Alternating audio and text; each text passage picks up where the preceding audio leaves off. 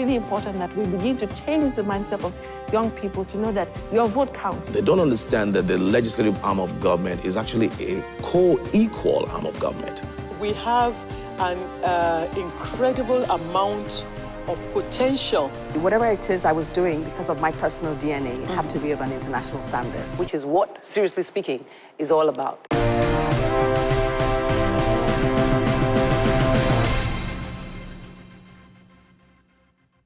Yes, being a parent is not easy. Most people dream of one day having babies. Some people try forever and never get. Some people, they say you sneeze around them and they get pregnant. And then they get the baby, and first, who's responsible for caring for that child? The father, the mother, or who? At the beginning, definitely the mother. But eventually, both parents should be responsible for taking care, not only buying the food and caring for them, for making them nurtured to the best that it can possibly be. Even more so for young girls. That's why on this particular edition of the show, I'm so excited about the guests that I have, because I have two people who are experts in this area. They're both parents, one male, one female. One is a medical doctor, the other person is a publisher of a book, a magazine called Parenting. But what we are talking about is centered on an issue that is so fundamental. Young girls getting pregnant and just roaming the streets. What happens to them? Where are the male role models in their lives? How do they end up the way they do? So I'll come back on the show. I'll start with a case study of somebody that I just heard about just this morning. And we're back with Seriously Speaking, if you don't go away. Yes, I'm back. Now, it happens on this show. Anybody who happens to pass by just might become a guest. So don't be surprised. Now, this young lady is my makeup artist, and she works for a company called Beauty Cook. The first time she did my makeup, I was very upset, and I yelled at her, and I said, never want to see you again.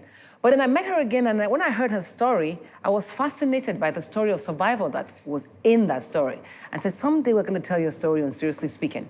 But then she's here today, not because of her story, but because of what she chose to do the night before coming on set for this show. So it's my pleasure to welcome Camilla on set. Hi, Camilla. Hi, good morning.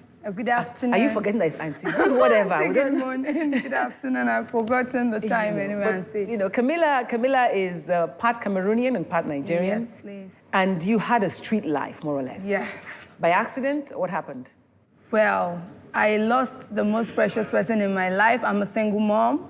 So my coming to Lagos was to strive for a better life. That's how they say coming to the city. But my coming to the city wasn't a better life for me at first. Now, you were coming to Lagos from the north. I was coming to Lagos actually from Cross River. Okay. Where I met a friend that said I can come to Lagos, it's going to be better. Getting to Lagos, I couldn't reach her, I don't have a life, let me say. There was no life. What was that first night like? Yeah, it was terrible. I got to Lagos, I was robbed in the bus of the small touchlight phone I had then. It was a raining day. I was all wet with my tiny little bag, and I had 1,000 naira left on me. I could remember roaming the streets of Obalende at that time. Obalende, where the girls' hawk, was where I could find a room for myself, which was 800 naira at that time. That was like 12 years ago today. So I could sleep there. But I perched on the bed, at the edge of the bed until it was morning, because I felt the bed was filthy. I could hear sounds from outside. There was a lot of talking all night. It was crazy. All I was praying for, God, let it be morning, let me leave this place. It was morning, not as if I had somewhere to go to, but my mind is because I was going to see my friend. Maybe it was network that made me not to connect to her.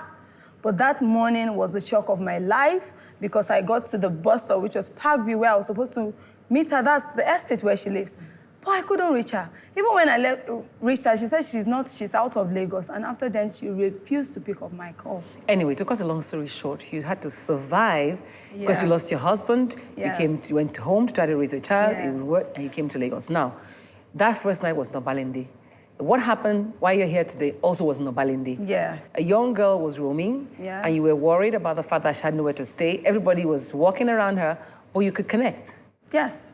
Yes, because I saw me in her. She was just roaming with her bag on her head. So it was like somebody going and coming back. And I was watching. What's wrong with her? Where is she going to? Or maybe she didn't know the bus she was entering. That was my first thought. And it was a rainy night too. Yes. So walking to her, and I said, where are you going to? She said, nowhere. where are you coming from? She said, nowhere. She was lost. You could see it in her, but there was no tears. But she's just there. She's a child. She's about 17. So I now said, okay, sit, let's talk. I was waiting for someone. I had closed from work. I was going home. So I had to sit and just give her my time. And what did she tell you? She said she was coming from somewhere where the boy who got her impregnated was living. She was pregnant? Yes. Or she is pregnant? She is pregnant. She was coming from the house where the boy who impregnated her and has dumped her. This rain spoiled the shack they were living. So she really don't have where to stay. She's looking for where to stay. Did she talk about having a father? Yes, she said her father lives in Okokomaiko.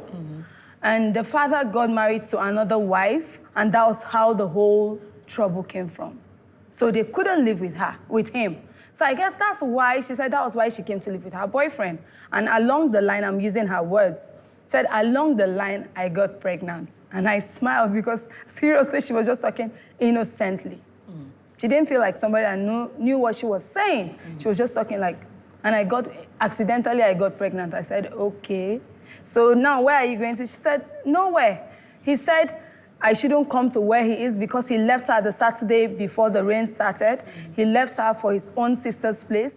And he must be a young boy, too. He is. They said he's selling plantain chips. Wow.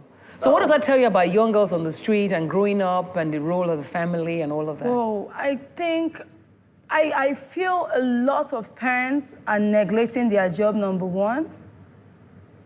You cannot tell me because the child is bad, you want to dump the child somewhere. Where? Even the police told you that? Yes, the police told me that we don't have anywhere to keep them. Where are you taking them? The other said, you want to put wala on your head. And for me, I said my mind was made up that night. My mind was made up. I said I was going to go to any land this is going to go to because I was once in this shoe roaming around Lagos finding where to rest my head. And you were not 17? No, I wasn't 17. I was older. It must be tough. Yeah. So, well, that's setting the story. I appreciate what you've shared with us, and I will follow up and hope that this girl will have a baby safely. Yeah. I'll take a break, and I'll return to the studio. Thank you, Camilla, for being. Thank you very much, Auntie. Yes. I'm grateful. I'll take a break, and I'll invite the two experts who've been waiting in the studio to share their experiences on how we can ensure that things like this don't happen again. No child is an accident. And no child is bad if we all can be good parents, starting with the fathers. We're back. Yes, we're back in the studios. I told you I would have experts who are working in this area. I have two people. One person talks to parents. His name is Mr. Obom Egbulem, the publisher of this thing, actually. Let me help you spread the message a little bit. Parenting now is nice, isn't it? It is. Right. Thank you. And then right next to her, if you look at her button, it says GirlsAide. It's amazing. This is Dr. Abosede Lewu. And you have a double-barrel name, too. Not really. Are you sure? Your husband's first name is what? Mayowa. Okay. Dr. Abosede Lewu. And she runs GirlsAide. And I met her when she invited me to be part of an activity she called Listening Fathers. She wanted fathers to listen. And that was what got me, listening fathers. Because I've, over time, been worried about what's happening these days. We've been empowering women. Nobody's empowering the men. What kind of men are going to become fathers tomorrow? If the fathers are gone, I don't know. What kind of men? So that's why they're here today to talk about it. You all heard what just happened. Yeah. But before we discuss that, I would like you to tell me a little bit about why you do parenting now. Because it's just part of what you do, really. Yeah, I started engaging children. I teach children in church. And I realized there were too many dysfunction, too many signs of a dysfunctional upbringing that I was seeing. And I felt, well, the problem is really not about the children. The problem is about the parents who are trying to raise the children. And if nobody's engaging these parents, some of them have been poorly parented. They were not raised properly. And you really can't blame, because you can't give, like we always say, you can't give what you don't have. Yeah. So you literally replicate yourself. And in the course of replicating yourself, you reproduce the mistakes and the successes that your parents, had. So I felt somebody needs to engage these parents, not just on a one-off basis, but on a sustainable basis. And of course, I write, and that was the only tool I had. So I started doing this, and some friends came and wanted to be part of it. And The rest, they say, is history. But for me, why in recent times, started sharing stories about why we needed to talk more to the boys who are going to become fathers. Yeah, the reason is... And the challenge was from domestic violence, if I remember. Oh, sure. You know, most boys, if you ask around, were raised to believe they are better than girls. You were raised that way? Oh, sure. Wow.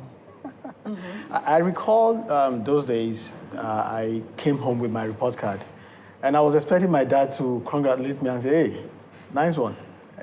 He said, oh, you came third, eh? I hope it's not the girl that came first. Oh, wow. Yes. And so the next time or second, that girl came first.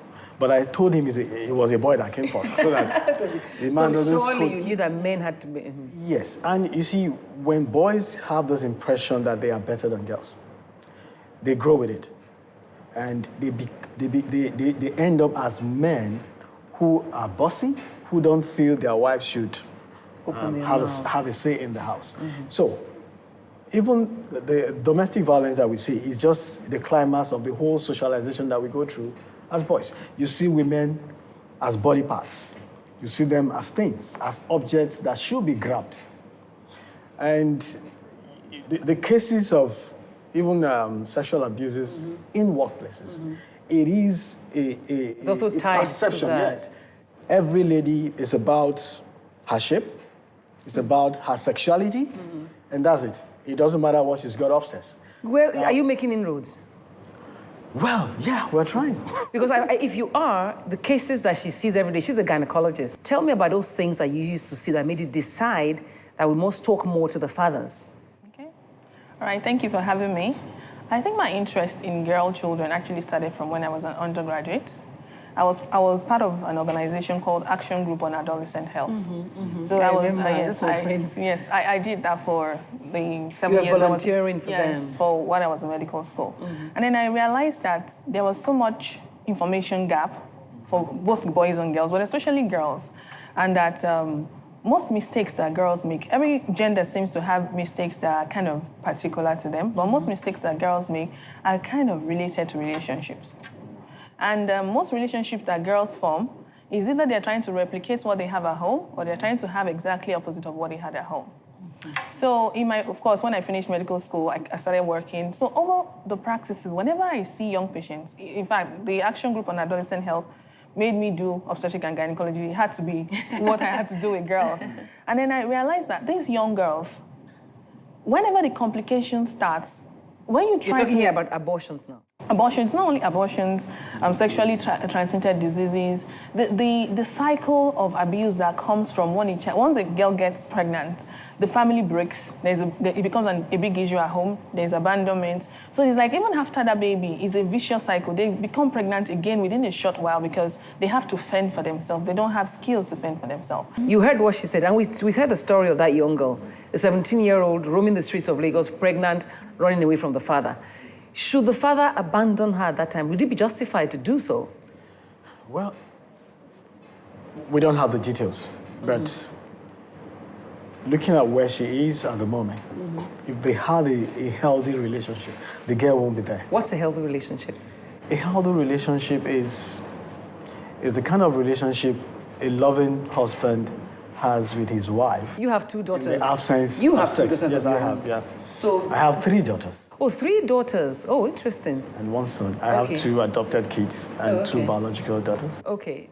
So with your daughters, you very... Yeah, we're very free. Like I said, I've learned a lot from so many homes to be able to Because model... as a counselor, you hear all kinds of stories. So I've been able to model the right relationship. And what is the right relationship? You see, when a father leaves the daughter, when you leave your daughter to roam, when you're not in your daughter's life, what you take away is her self-esteem. And who is a child without a self-esteem? You just have a carcass walking around. Anybody who has anything to fill that void with will just fill it. Drugs, sex, alcohol, what have you. And so what the father does is a father defines the limit for the daughter. Of course, the son, but much more for the daughter. You provide what I call the basis, the standard for measuring any man that shows up. Can't that be too much? And at the end of the girl, we end up not finding a man because she's finding that perfect man that's like her father. No, okay. She's a female, you're a I male. would like to come in that the first sign that you're a fantastic father is that your daughter knows you're not perfect. There is no perfect man. I gotta be out of here. Thank you so much for being here. Thank you again. That's been the show for this week. We'll see you again next week. Thank you for watching.